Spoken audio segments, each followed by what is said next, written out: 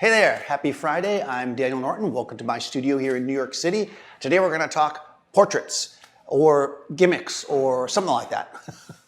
So I've been noticing, if you have been watching the Mentor and Marissa, it's really fun. We're having a super great job with that. Check back. And this is not a slight on anybody. Don't take that. But what I've noticed when we talk is that Marissa, being a new photographer, and I know this is a lot of new photographers, they always want to add stuff to a portrait. And there's nothing inherently wrong with this, but my basic philosophy on this is that if the portrait would not be good without the gimmick, whether the gimmick be smoke, wide-angle lens, bubbles, gels, flare, projector throwing stuff on the background, if the image would not be good without that, it is not going to be good. Because what makes a good portrait is two things in my mind. One is, this is for most standard kind of portraits, is that there is some kind of a connection. Now, the easiest way to make a connection with the person is having them look at the camera clearly, right? You would think that. That's not always the case. But we can connect to the subject even if we do not look at their eyes. What we want is for somebody to see this portrait, feel some kind of emotion, right? And that emotion should then be attached to the person in the portrait.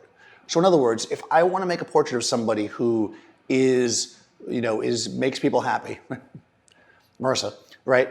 I want that portrait to be of her in a way that when people look at the picture, the first thing they do is get a little bit of a smile, right? Then they can dig deeper into it, right? What we want is to express that emotion. And it's not an easy thing to do, obviously, right? And again, they don't always have to be looking at the camera, but at the same time, that does help. What the other thing we're trying to do with a portrait is to express something that doesn't have anything to do with the person. It's just something that we're going to use. I know that Avedon I watched a documentary where he was talking about portraits, and he said oftentimes he didn't really, not the celebrity portraits, but some of the other stuff, he didn't actually, he would cast for his portraits, I guess is the best way to say it. In other words, he had an idea of a certain type of person, and then he would look for the person that to him was that person, and he would project that onto them in some of his portraiture. So in the American West is a good example where he would cast for people.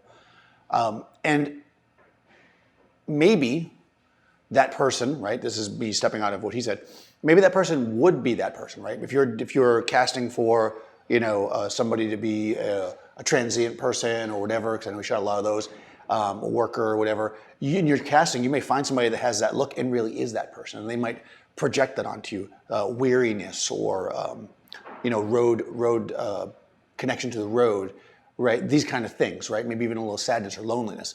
And you want, when somebody looks at that picture, to see that, right?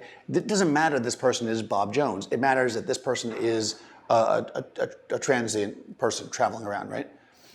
So you've got these two ends of the portraits.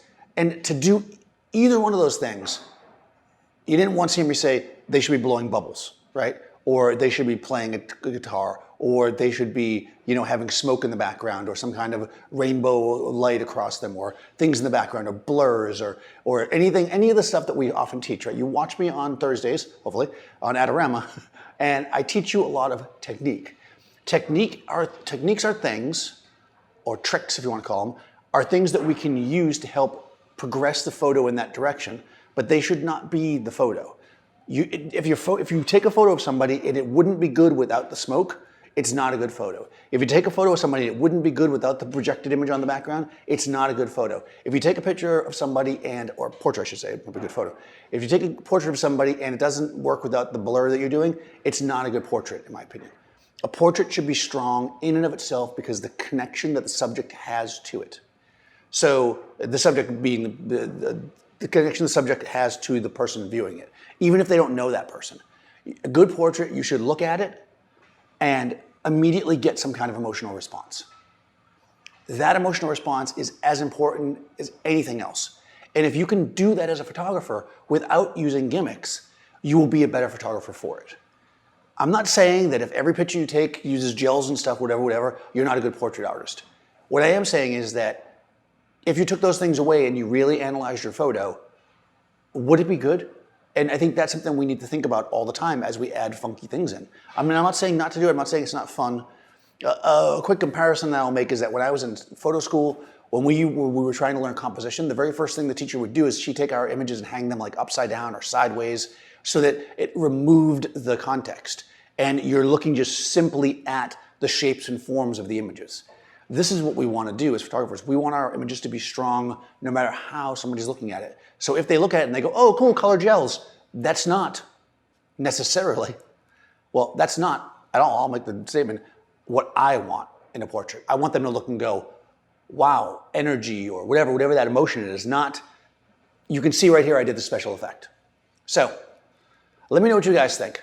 I know that it seems a little backwards because I spend a lot of time showing you how to do pop and blur and multiple exposures and whatever, high-speed sync. But in and of itself, those tools are just there to help us get what we want to get. A true good portrait is going to be strong whether you use any techniques or not. Let me know what you think. Comment below, ring the bell, and subscribe to get all notifications, and I'll see you next time.